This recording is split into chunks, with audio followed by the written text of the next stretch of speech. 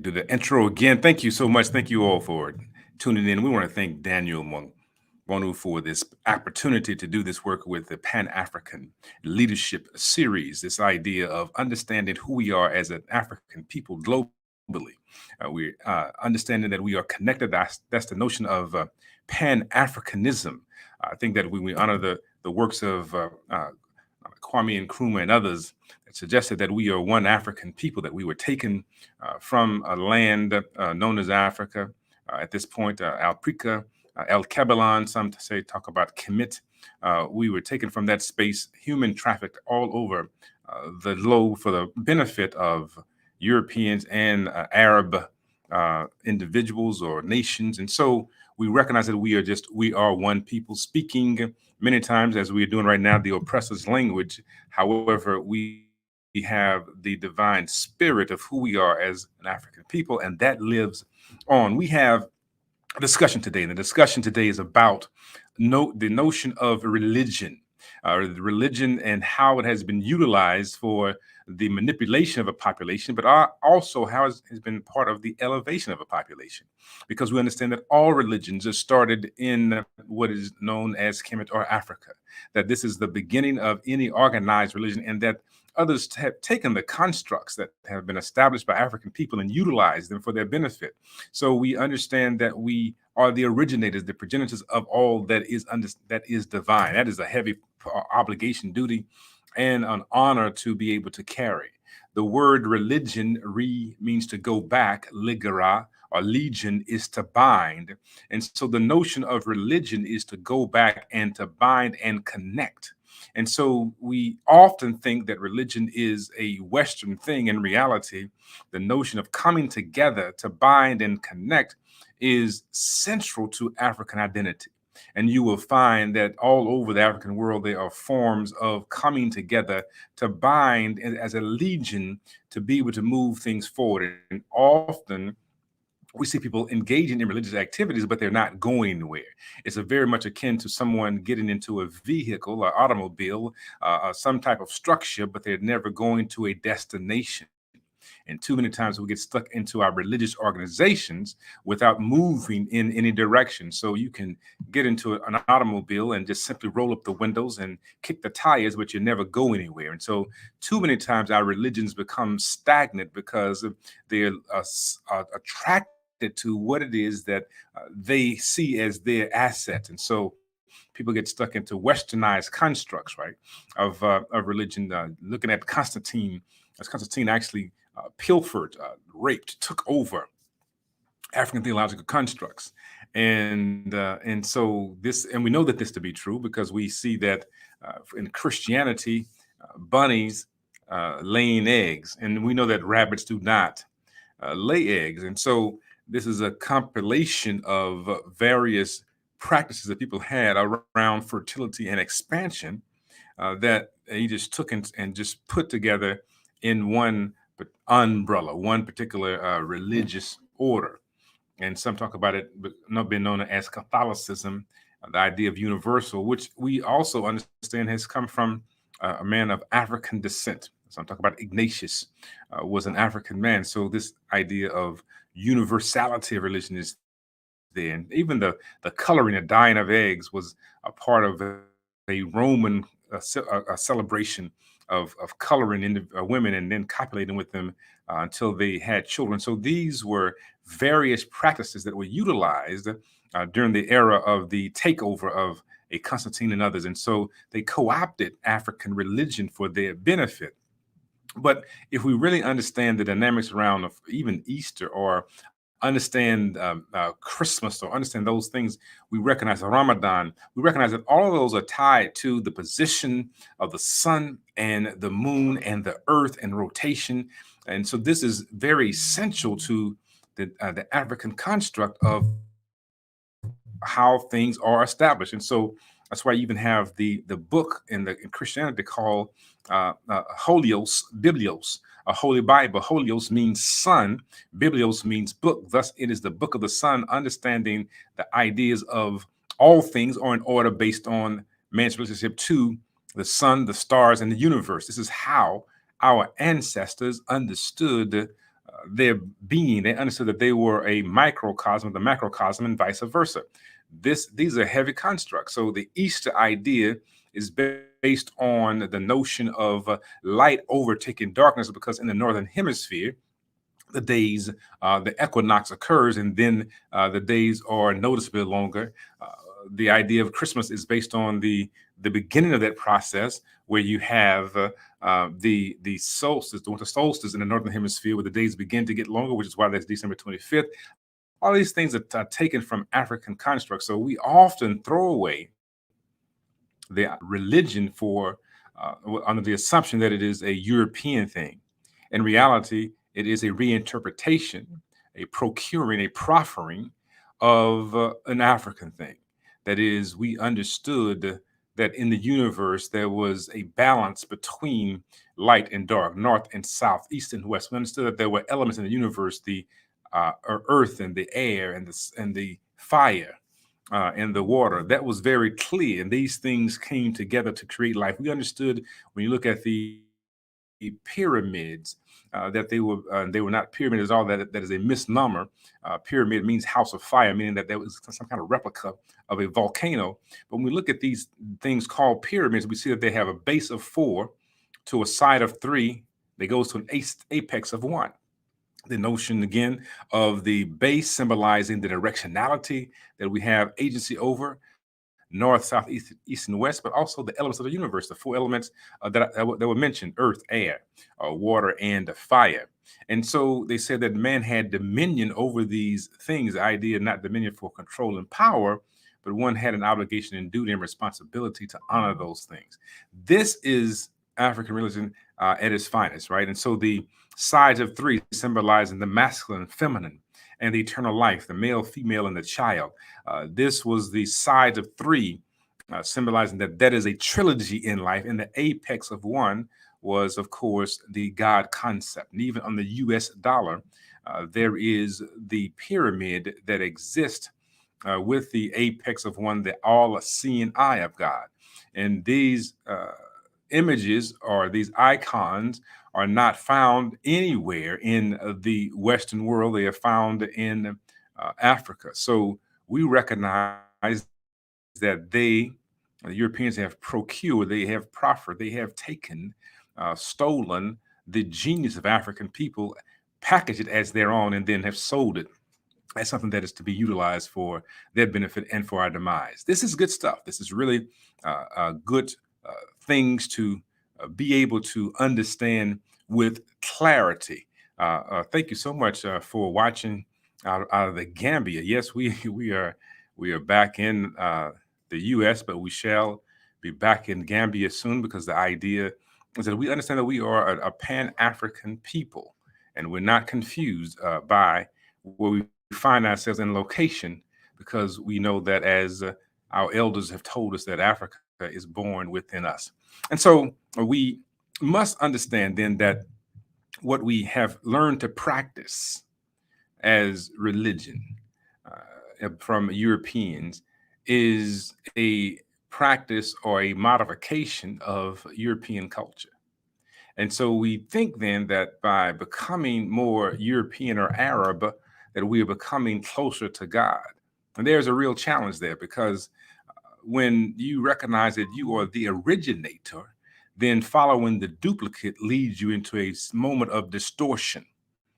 Let me say this: we have to be clear that when you recognize that you are part of the originator, that you are part of the group that created the concept of religion, then you start following those that have replicated or duplicated it, then you become a diminishment of your true self.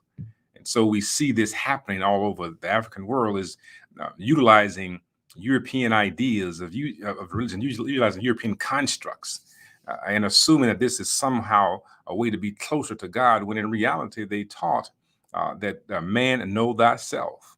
That if you understand that you are a microcosm of the macrocosm, that within you is God, a God construct, that you are divine. As a matter of fact, in ancient Kemet, they would say every day, Anuk Asar. Anuk Asar means I am divine. if you're able to move into that particular space, it changes how you see things.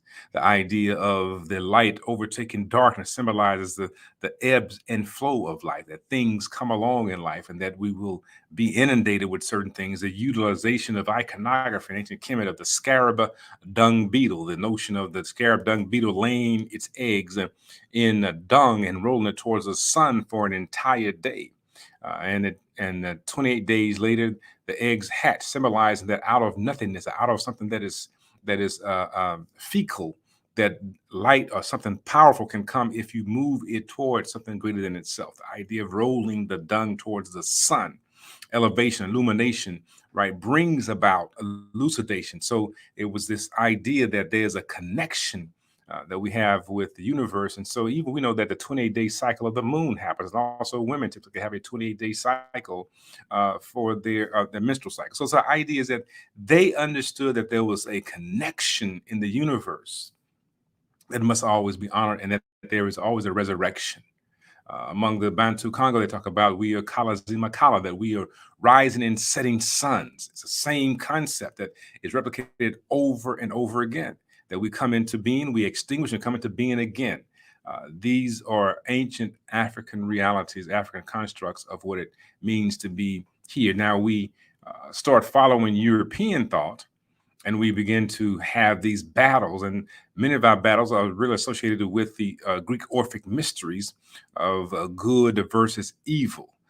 Light and dark are not evil; they are simply complements of the same phenomena. That when light is manifested, darkness is unmanifested. Not the issue of one being better than the other; one simply is just distinct from the other. Within the dichotomous thinking of Europeans, then you have their religious order that makes one better than the other, that there is a battling and fighting of one pole or one particular element of a phenomena. There's a battling of the sexes according to European thought. If you look at the Dionysus in the Greek Orphic mysteries, where the Titan had the heart of Dionysus placed in it because Dionysus was a good person, a good heart, and the Titan was a good fighter. And so it was believed that if I could have a good heart inside of the Titan, then I would have this optimal person. And so that begins to be the mind body split conversation where the heart is good, but the body is evil. These are elements of Western religion that have been imposed upon African constructs. And so as a result, it is very distorted. And so we have this dichotomous good, evil, heaven and hell discussion, when in reality it's something bigger than that. That there is an ebb and a flow in life. There is a coming into being and an extinguishing. That is the process that we go throughout the entire day, entire life cycle. There's a process, as mentioned earlier. There's a cycle of the sun and the moon. There's also a cycle mentioned about women. There's a cycle that are coming into being and closing that's very important to be able to understand. And so when you start following the oppressor and start following their religion, you will always end up in a space of oppressing yourself, right? And this is where we are. We're stuck in this zone of utilizing European ideals and assuming that they represent the highest order of divinity. How can those who have demonstrated the most heinous activities of humanity be the progenitors of all that is good and wonderful in the world? So we have a guest coming on, Reverend Wilson Nanakwaju Baofu, who has been, who is an icon. He's been elevated to the position of being a sub chief in Ghana. He is not ashamed of making these connections. And the connections are to understand that we are an African people. He has utilized these constructs and concepts within the church that he pastors. He is my spiritual father, elevating me in many ways to my Africanity. Reverend Wilson is in Union Temple Baptist Church in Washington, D.C., Southeast Washington, D.C., is a phenomenal person. He is due to join us momentarily. So I just wanted to set the stage for when he comes. This idea of how religion was utilized to have a way of controlling a population. And in doing so, the population becomes controlled, and it is used for the benefit of another population. So we have Europeans utilizing religion to justify their position of enslavement of African people. The Roman Empire utilized Catholicism to justify enslaving Africans by saying that the Africans did not have a soul. So we're very clear about Pope Pius's statement about it is okay. It is a good thing to enslave them because they're not as elevated in consciousness as we are. And so we understand that Catholicism perpetuated this notion of the inferior nature of Africans.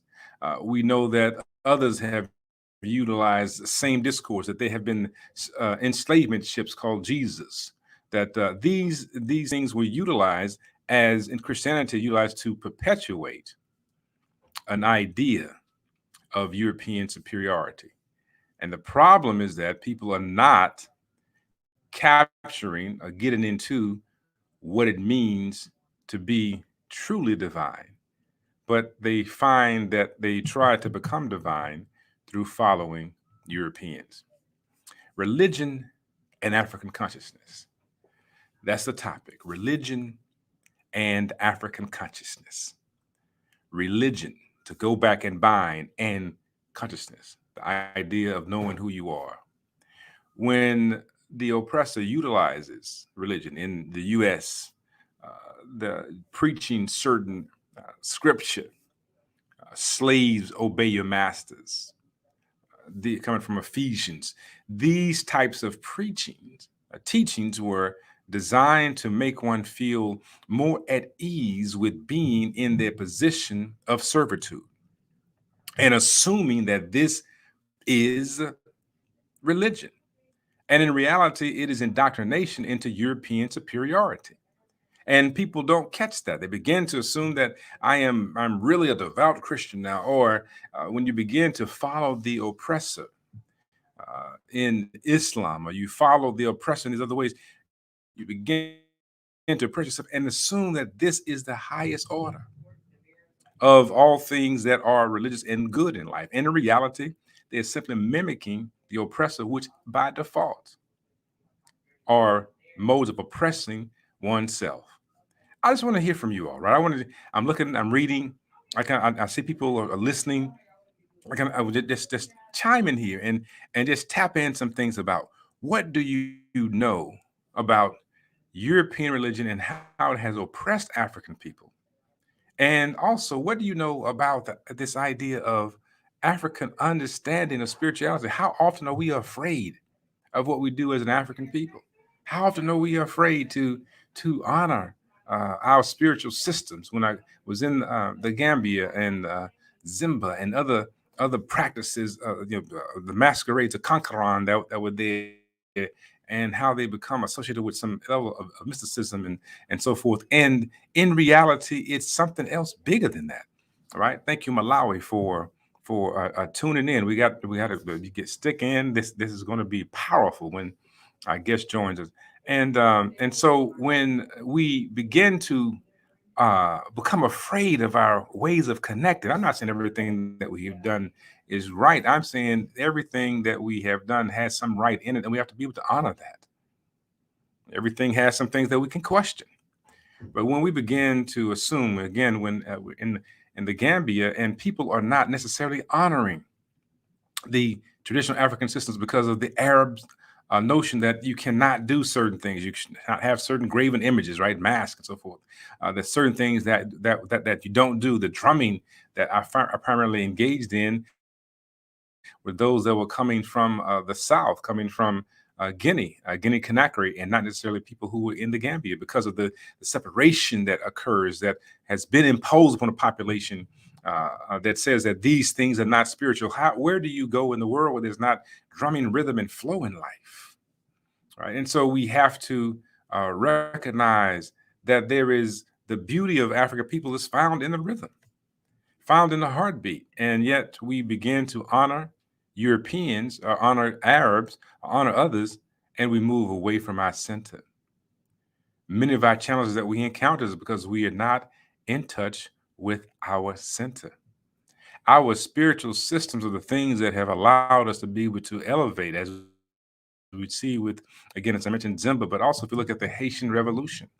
Listen to Boukman, who sounded the drum, utilizing African religious systems in Haiti, Boukman, and then you got Toussaint Louverture and Dessalines coming along. The idea is that they begin to move a population to overtake the French by their spirituality and our religions.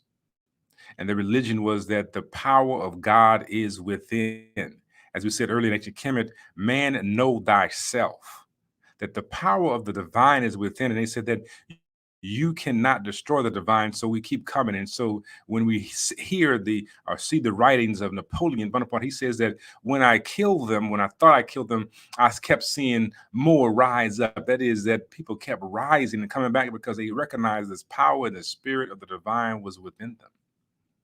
In ancient, even in Ghana, they have the Jinyame, which says that God is omnipotent and that I fear no one except God. And so men often would wear this symbol in a war battle because they said that you are not God and I can take you on, so I will be victorious.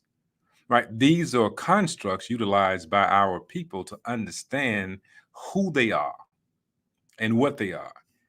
But somehow we begin to diminish ourselves and begin to assume that we are a lower level of humanity and that we are less than because we are African. Thank you, Victor. Victor says that African culture is largely influenced by colonialism. Exactly right. What we recognize as good is anything imported. We have not had time to review what's good in our culture to retain and what's really bad and to do away with. Indeed, your own point.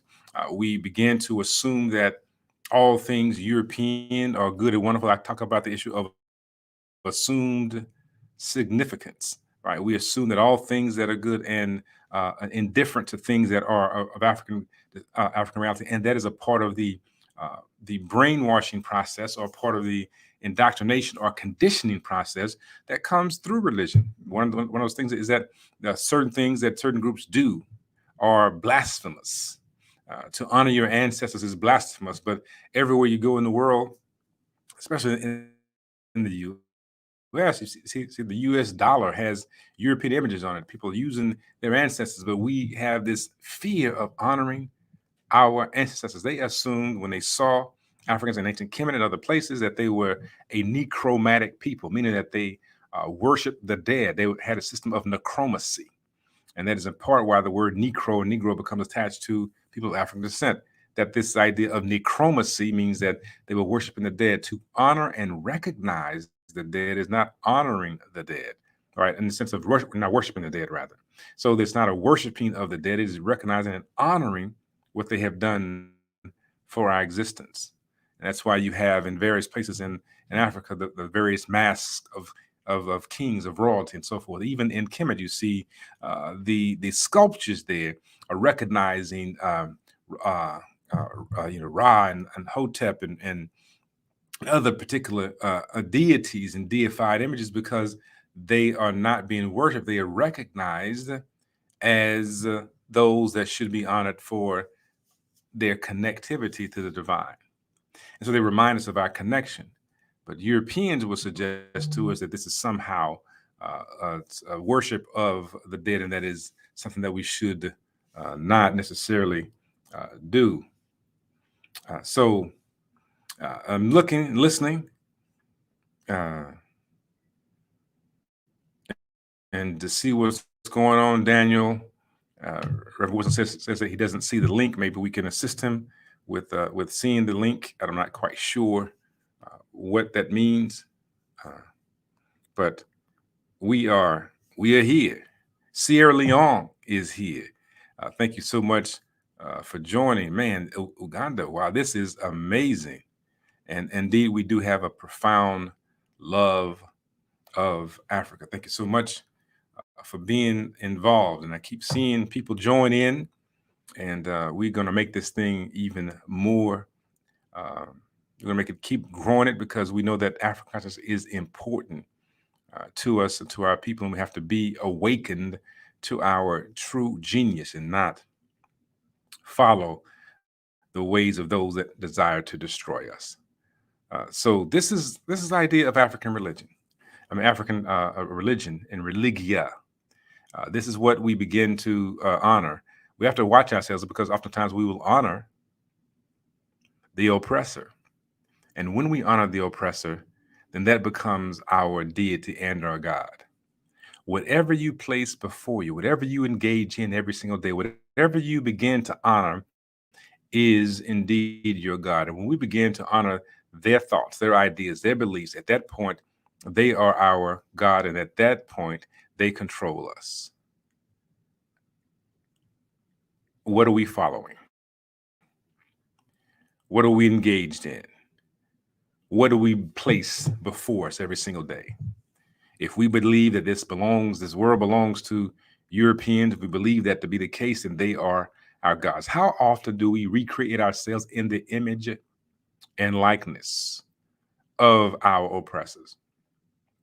When we see ourselves going around and in Ghana, and you have a European image of a Jesus or Yeshua, Isua, and we recognize that the notion of a Jesus, Yeshua, comes out of ancient Kemet, which means then that the people that created the construct of a Jesus, a Yeshua, would have had to been brown in skin color based on the proximity of the location of the origin of the story to the sun. These things are real, but we begin to assume that the Europeanized image of a Jesus is the highest order of what it is that we are to honor. And as a result, we begin to honor whiteness and not honor our own divinity. That's a heavy piece. That's religion. That's control. And so we want our skin color to be lighter. So we have the skin bleaching all over the African world. Skin bleaching, running from colorism constructs because we have made the European our gods. And we want to recreate ourselves in the image and likeness of our divinity, and our divine image are Europeans. This is real stuff. We straighten our hair. All over the African world, you find that there's the straightened hair phenomena going on. These are realities. This is not an issue of an opinion people like or don't like. This is real stuff. And so we begin to create ourselves in the image and likeness of the one that we deem to be a God concept. And so we recognize that when you begin to honor the alien construct of divinity, it becomes an estrangement to yourself. And so we believe that even in the US, when we use English language, that we have to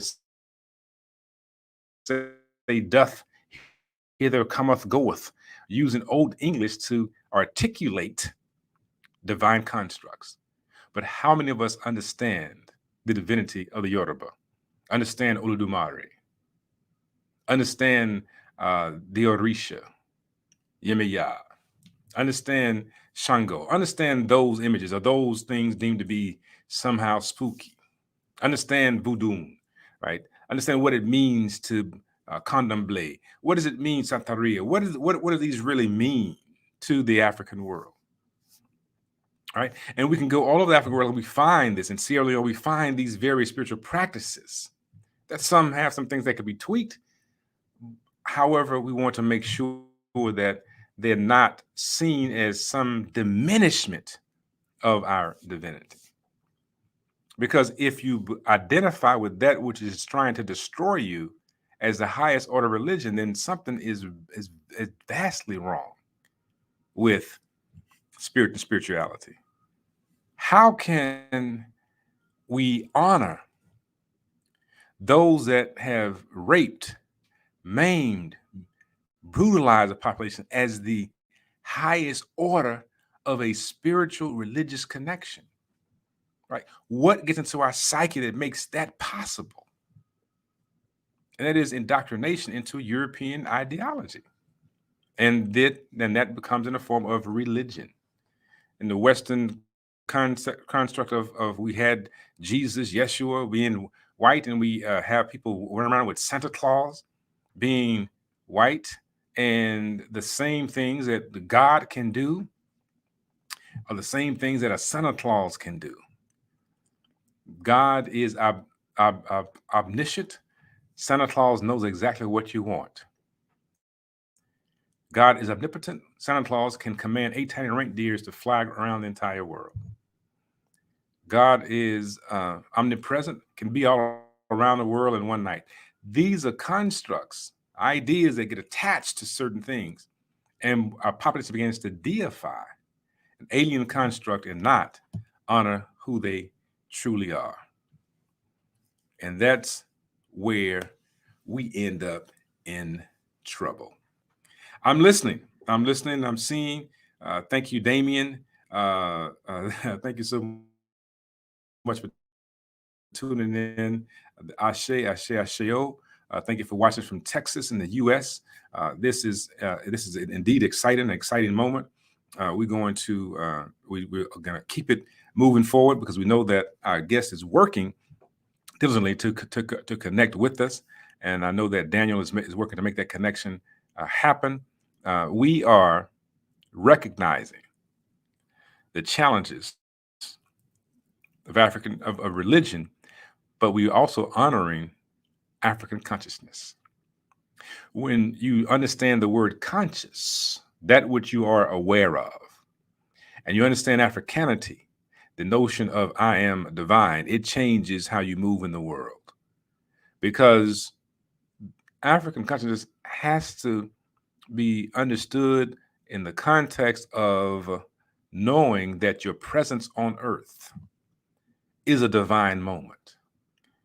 What happens when a population begins to see themselves not as diminishments of Europeans, but as individuals, as people who are sacred and divine, who Europeans have honored for generations? There's not much in the European world that does not have some aspect of African in it.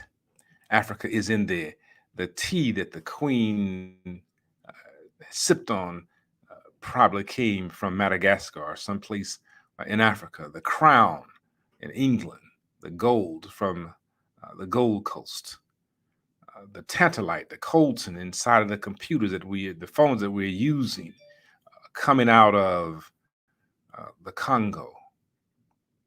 The idea of exchange in money is largely an African construct and idea. These things are important to recognize because these things were a part of a deity or a connectivity phenomena that was on a part of the continent. So thank you all so much for hanging in and joining in and leaving and coming back and sharing comments and sharing hearts and likes and so forth and so on. Thank you so much, because this is what we're here for. We're here for elevating consciousness. Who are we as a people? What are we doing as a people? What's happening to us globally? And when we start following the oppressor, we will end up in an oppressed position. Dr. Woodson says that when you control a man's thinking, you don't worry about his actions, right? And so we are in that particular zone of being controlled by other people. Thoughts and ideas. Just take a look at this. I just want everybody to see that this comes in quite often.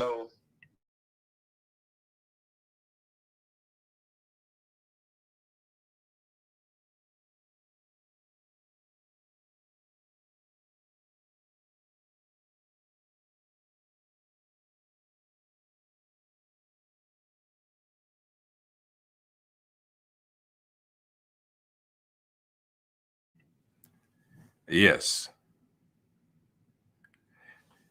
Papua New Guinea Defense Force has displayed the deployed troops, and these things are happening all over the African world. We know that what's happening in Mali Others are talking about the French incursion. People are questioning these things. One of the things the French did is that they passed on to African people the idea of Catholicism, and if you can honor their religion and their particular way of life, they were good with you. If you didn't, then there was a problem. And so, even in Louisiana, in the U.S., and in Haiti and other places, if you did honor Catholicism, you were okay, right? And some of this becomes a cultural appropriation because one begins to honor the culture more than their divinity. But our ancestors told us that, listen, you are divine and you walk in the power of your divinity. When we look at the deities, the what they call the Netaru in Kemet, we see that all of them had different qualities. You look at the Tahuti, the idea of thought, and you look at Ma'at, the actions of truth, justice, harmony, reciprocity, propriety, harmony, balance, and order. And so Ma'at symbolized that and Tahuti symbolizing thought. These are things that they understood, that you have to have divine thought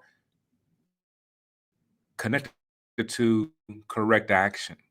So they were very clear about the balance between the two, not this European fighting either or, but this idea of a balance between the two, not the European notion of the battle of the sexes, but the idea of the connectivity of the two. So we have joining with us Reverend Wilson. He is here. Nana has joined us, and this is indeed a treat for me tremendously. And I was just setting the stage for us to understand how European religion has been used to control a population and to destroy the thought process of a population, but also how our understanding of who we are as the divine people to not be destroyed, Nana, has been something that has kept us going. And so you've written about this. You have several books on this. You talk about how we should marry in our tradition. And so I'm going to turn it over to you and say this is exciting. So thank you so much for joining, even in the midst of the recent issues that you have to contend with. So I am backing off, and it's all you. Right. Well, I'm good to be here today. Just coming out of the dentist's office. Sorry about that quick delay, but I'm here. Of course, not only in secular education, but in religion.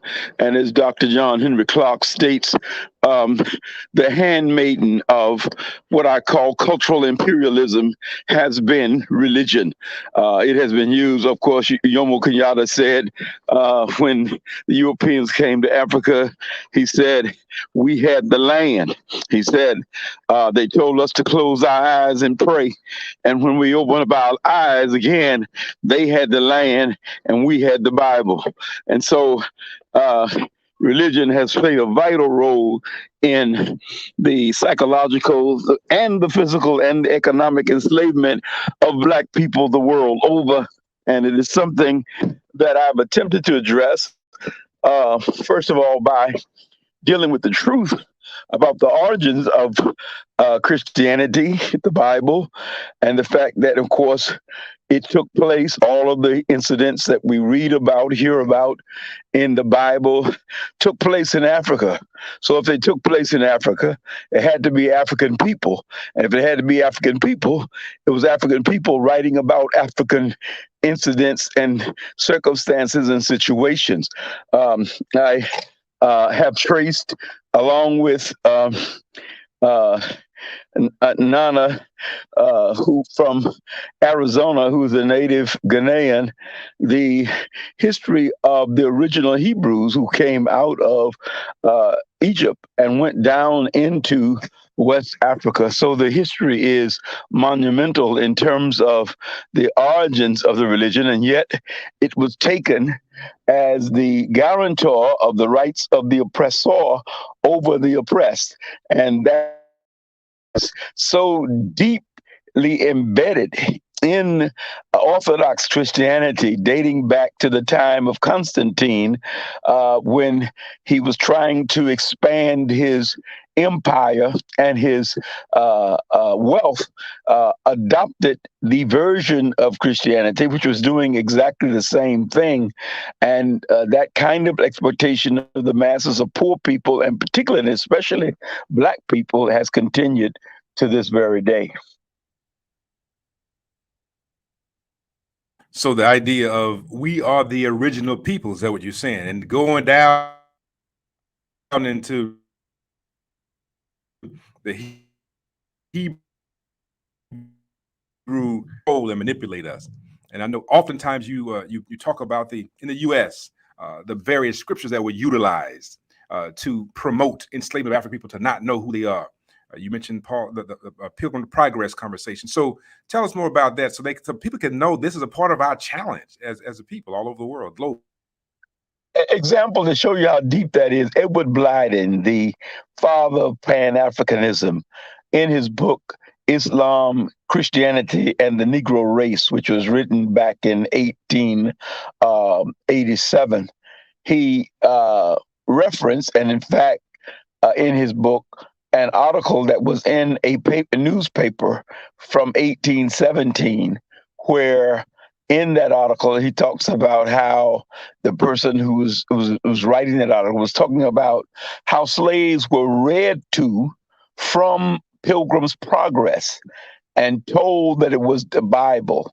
And in that writing from a story from Pilgrim's Progress said that in order to gain eternal life, one must go through hell on earth, which was a way to accept the reality that the hell they were going through was required by God in order for them to get into heaven. Reverend C.C. Jones, Charles Jones, who was a Princeton grad, who was also a slave owner from Savannah, Georgia, wrote several catechisms for slaves. Among the writings, of course, it was by recitation, where each slave, as a collective, were to repeat what they were told, and then individually they had to recite. For example, who told you that God, the master, the slave master is your master? God. What does God say about work? You must work in order to eat, and on and on and on. And so scriptures like Ephesians 6:5, slaves, be obedient to your master, subject to those that rule all over you, because it is ordained of God. So they use these scriptures, and then not only use those scriptures, but made up sayings through these catechisms that were given to the slaves to make them believe and accept. You know, our dear sister, Dr. Frances Welsing, in her book on the color theory and the ISIS papers, quite well documents the power of being given syllogism and how that works in our minds. If you're given a statement of an image of God as white, and then his son Jesus as white, and then told that you must worship and you must obey and you must submit to that image, it is a subliminal way of implanting in the minds of people of color that God is a white man, and therefore the people that look like God are to be reverenced and obeyed, and we must subjugate them ourselves too, even as we are to obey and submit and surrender to this white image of God. Godfrey Higgins, a European, back in 1836, studied for 20 years, 10 hours a day. He was able to uncover over 500 images of a Black Christ. And of course, he knew that his fellow Europeans would not believe it. So he identified every place where those images were, where they could see the original images of a Black Christ displayed throughout the world. in 1505, Michelangelo, and the reason it looks the way it looks with the blonde hair and the rosy cheeks and the red lips is because Michelangelo used his female aunt as the model for that image. He, along with Da Vinci, are the two most prominent artists who have put forth the image that most of us see that's supposed to be an image of Jesus. Of course, we know that the oldest image that anybody has of Jesus is a coin by Justinian II, the emperor of Rome. On that coin, on one side was his image, and on the other side was an image of a thick-lipped, broad-nosed, corn-rolled head image of Jesus. And so the evidence that the image that people are reverencing and worshiping is a false image and an image that must be eradicated. Beyond that, the teachings of Christianity, as it is taught, or should I say Orthodox Christianity, and the teachings of Jesus are two totally different things. Jesus would find it alien and foreign to him if he would see the teachings that are put forth as the teachings of Jesus. Added to that, the Apostle Paul is called the father of the Christian church. Now, if Christianity, by definition, is supposedly the religion about the person and the teachings of Jesus, obviously it should be that Jesus would be the father of the Christian church. But on the contrary, Paul is deemed the father of the Christian church because most of the dogma and doctrine of the Christian church comes from Paul and not from Jesus. A Paul, mind you, who never met Jesus in the flesh. Once in the first chapter of Galatians, for example, he says, after his spiritual encounter, not a physical meeting with Jesus, never met the man, very seldom, if ever, quoted Jesus, but tells us in Galatians, the first chapter, that he went out into the desert of Arabia for 3 years, developed his theology. He said, neither did I consult or confer with any human being. He did not go to Jerusalem to meet with Peter, James, the brother of Jesus, and the original disciples who actually lived with Jesus 24/7 for 3 years. Acts, the second chapter, tells us that they ate together, prayed together, studied together, spent together for 3 entire years. If, for example, you were opening up a supermarket, it would be wise if you knew of a person who owned several supermarkets, who knew the ins and outs of operating a supermarket store, you would go and sit down with that person to find out what they could tell you, which would help you to properly operate a store. It would have been wise for Paul to go to the actual immediate disciples of Jesus to sit at their feet, since he had never met with Jesus, since he had not walked with Jesus, since he had not studied under Jesus, and gained the knowledge from them that would better suit him to be a follower of Jesus, notwithstanding the fact that previous to his spiritual encounter with Jesus, he had been a persecutor believers and followers of Jesus, even to the point of watching as Stephen, one of the disciples of Jesus, was stoned to death. So there has been a gross misappropriation of the message of Jesus, the teachings of Jesus.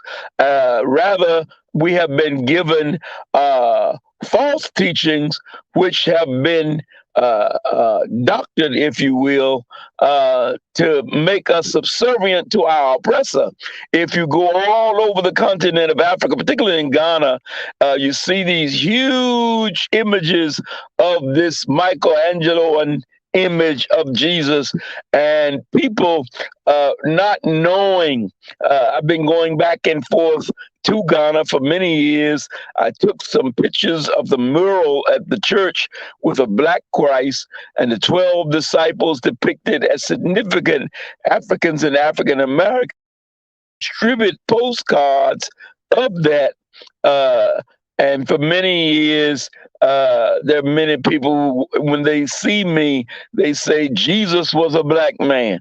But that notwithstanding the teachings of 400 years, almost 500 years of the falsehood that is wrapped up in white supremacy, is very difficult to overcome. You said a whole lot, right? I mean, that was a lot in that. It's rich about how we are indoctrinated through the replication, the syllogisms, the recite, repeat, the mantra, and how we get locked into thinking that one thing is one way. The 500 images that exist, even in the face of the 500 images that exist of a Christ, we still, to this day, in Ghana, other places, think that the only real Jesus is a white man, blonde head, or brown head, a blue-eyed blonde head, right there. Whatever it is, we think that's it, and not ourselves. And we see this happen. And the powerful connection about Christianity and Paulinity versus the teachings of Yeshua, Jesus, is there. You you have done a great work, and your work has been, among other things, and our time is just run out. But the great work that you've done is that you erected in Washington D.C. or you brought forth this notion of an African-centered consciousness into Christianity, into Southeast DC. It's where, and I tell everybody, I was raised in DC. So you were born there. No, I was raised there, and you were part of the raising of my consciousness in DC. You have done this.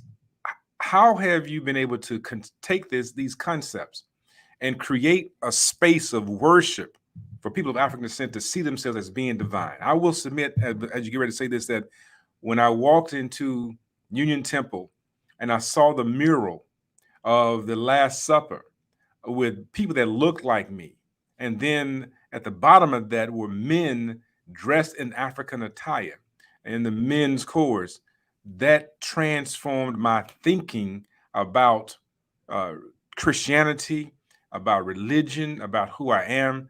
But all over the African world, people have the trappings of Africanity, but they still honor European. How has this been something that you've been able to advance in DC that has transformed the lives of so many men and women? Well, it takes boldness and it takes courage. One of the things that I was speaking on this last week, fear, and the fear of God, which has been put in the minds of people of African descent or African people, is parallel, and you have to connected to this white image, is parallel with the belief that the white man is God, and therefore we reverence white people as God. And until we can overcome that fear, until we can overcome that fear, it will continue to dominate our minds. And so it took courage on my part. There are many pastors in Washington, D.C. who hated me for putting up that mural. I had the experience of one pastor, after about 10 years had elapsed, he came on a Sunday morning. He said, I'm one of those that hated you. He said, but now at least most of us realize the Black presence in the Bible. He said, how does it feel to be a pioneer and other people hate you? I said, it feels good to me because I'm just happy that you finally have come to see and realize what I have known all along. And he said, can I go out to your congregation and apologize to you personally, publicly, in front of your congregation? I said, you surely can. And he went into the sanctuary and apologized for hating and rejecting me because of the truth that I was putting forth. And that's just how deep this thing is to overcome. He's not the only one. There are those who still dislike me, who still hate me because they would rather believe the lies of the oppressor than the truth that comes from one of their own. They rather believe the lie, right? And that's a powerful piece. And the haters, I think that you bring that to light. That when you bring forth the truth, you remind people of what they're not doing, and which means that they hate themselves more than they hate they hated on you. They hate themselves for not being woke. And I thank you for that. I thank you for having that boldness. And the last thing I would like to, well, there's two things I wanted to touch on. One is that you are a sub chief in Ghana. People don't get that part of the story. And then the last thing, of course, is about the book. I want to make sure that people know about the latest book that you have released. But this idea, it was so amazing to the leader of this organization that you were a sub chief in Ghana and Christian at the same time. So share that experience and why that even occurred, and why we talk about the rites of passage or the manhood training program. Right. Well, one of my members, Steve Amu, who's made his transition some years ago, may he rest in peace. When he went back home, Ghana, where he's from, he started doing construction, building homes. And he came back to the temple in Washington, D.C., and showed me pictures of those homes. And I said, well, how much does a house like this cost? He told me the cost. I gave him the money. I said, go back and build us one for our Rites of Passage program, which we have operated for since 1992 now. We've had a rites of passage program since 1980, and we take our young people over to Ghana for their final rite of crossover into manhood and womanhood every year. This year coming will be the young ladies who will be going over for their final rite of passage into womanhood. The following year will be the young men as they finish up their course. Um, is how it all begun. And of course of those years, I think it was in 1992, I was installed as a sub chief in Ghana. We operated several programs there, a school there. We have sent medical supplies. Howard University Hospital and Georgetown University Hospital have given us many good supplies, wheelchairs that are still usable, other supplies that are usable, but are just as not as modern as some of the equipment that they have today. So we have been taking all of those items to Ghana, as well as school supplies for the children. And of course, in 1992, I was installed as a sub chief in Ghana, and I relish that honor with the people there in Asankrangwa in the western province of Ghana. And we go there quite often with our young people to be with the people and to see about the works that we have developed there in that community.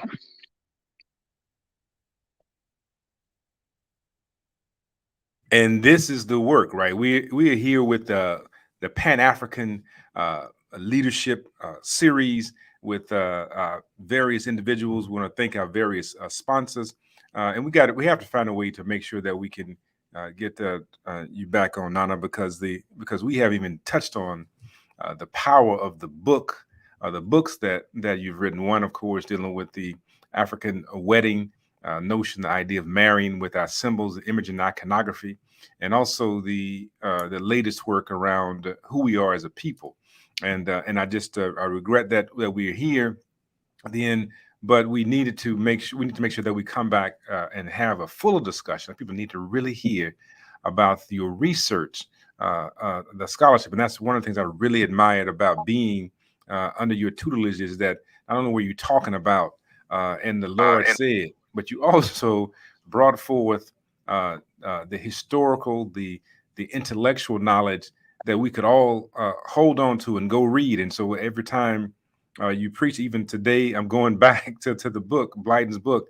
It was always when I left the service, now let me go study some more, because that was great admiration for the intellect and also the divine connection that you have. And I think that people need to understand this, is that to be a part of be African does not mean, or religion not to be sensationalized, but it means to have this spiritual connection that allows you to be able to elevate your people in the face of adversity. We mentioned earlier about the changing of season, light overtaking darkness. And so we heard a very clear example of Nana having to overcome the darkness of those that have come against him. But in that process, there was elevation. So it wasn't an either or, it wasn't good over evil. It was the issue of bringing forward something even better. And over the period of time, the sun rose on the head and it rises on the heads of others who are seeing that what he was talking about was the true light. This is our truth. This is our moment. This is the Pan African series. This is African Consciousness. Nana, would you like to close us out with something about your book and how people can get in touch with you? All right. Of course, I have several books. One is Releasing the Power Within, the realities that Jesus taught about God incarnate in man. That is one book. Second book I've done is How African Religion Changed the American Church. And the third is my most recent book, The Birth of the Bible, which traces the origin of the Bible and indeed and in fact the Hebrew people out of Egypt on into West Africa. And of course, then that means that many of us are the descendants of those original Hebrews. I might add that at the first African Baptist church in Savannah, Georgia, and if those who can ever get a chance to go there, on the ends of the pews of that church, carved into those pews by slaves way back in the 1800s, is classical Hebrew. So you have to ask yourself the question, a Hebrew that really is not even spoken or used today, that was carved into the ends of those pews that still exist at the First African Baptist Church. I talk about that in my latest book, The Birth of the Bible. People can get those books at PayPal, or they can cash out me at $Baba, BABAW, FW. That's $Baba, BABA, dollar sign Baba, WFW. Or they can go to PayPal and get either of those books. They are $20 each, and they can just in the continental United States, it's $4 for postage. I don't know what it would be internationally for the postage, but I'll have to check that, and you can get copies of either of those books or all three. So the Sylvester, thank you so much. Sylvester Mac Sagalo says that he is from Ghana and would like to be a part of change and wants to know how he can connect to be a part of the groups that you're doing. And so I don't know, I'm not quite sure how we can connect with him, but I will. Is there an email address that he can utilize to connect with you? He can connect with me at Pastor PASTOR W F as in Frank W at AOL.com. Okay. So Sylvester, you have a way to connect, and that is that. And David says, yes, sir. You can apply for ambassadorship for your own country, and that's something that has happened. So people are actively now engaging in ways to continue the work and the legacy of African greatness. Thank you, Nana, so much for being here, taking out the time in this context of you and your dental appointment to be here with us. Right. And we forever grateful for you and your elevation of consciousness of our people. I thank you for shining the light to show me how to be and to become more powerful. And in the process, I think that we all have learned how to release the genius, the power of God that is within. Thank you so much. Thank you, my brother. Peace to you. Peace.